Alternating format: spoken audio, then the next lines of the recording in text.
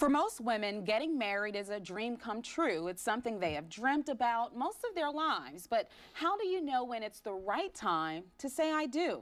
We have Dr. Bill Baker here joining us now to talk more about what you need to know before you take that big step. And I know a lot of men, too, look forward to marriage. Is there a such thing as a perfect readiness? I mean, are we ever really ready? No, we're not really perfectly ready. We can be reasonably ready.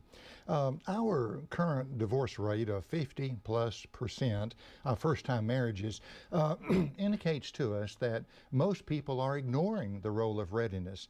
The prevailing motto seems to be, ready or not, let's get married. And these unready couples pay a heavy personal price for their decision, and they often leave a long trail of messes for their families or someone to clean up. Now, we cannot achieve perfect readiness, but we must work toward reasonable readiness. And in working towards that goal, what are the things you should look for to kind of gauge if you're ready or not? A good question. Marissa, in assessing readiness, I like to use the word MATE, M-A-T-E, as an acrostic. The letter M suggests mature, ready for independent living. The mature person has already fully launched himself into adulthood and is demonstrating an independent, self-supporting lifestyle. And finances play a role in that as well. Oh, definitely. And he's already done that. The letter A suggests aware, ready for purposeful living. He's aware of his big purpose, overall purpose in life, and his expectations for marriage. And the letter T suggests teamwork, ready for couple living.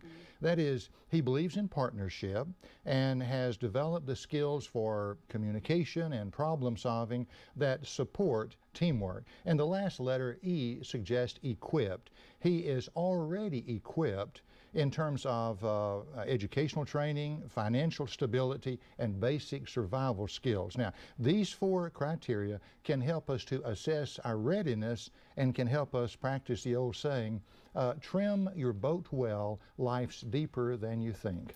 Sounds good. But for people who feel as though they've done all the right things, they've followed MATE, as you just suggest, but they're still not feeling quite ready, what else can they do? Are there some conversations they should have, for instance, with their significant other?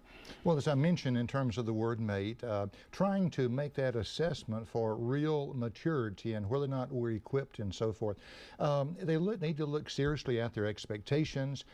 Involvement in some good premarital counseling is almost always a helpful thing. Now, our culture does not really promote those kind of things. Our culture, unfortunately, tends to hinder readiness more so than promote it by telling us such things as love is enough, whereas marriage requires a level of practical readiness that goes way beyond mere romantic love. Right. And also our society encourages cohabitation, living together without a legal marriage. That arrangement, however tempting it may be, does not prepare people effectively for a healthy marriage. And certainly for every case, each its own, but this is some great information. Thank you so much, and for breaking it down with that acronym. I think that helps a lot. Thanks, Dr. Baker. Glad to be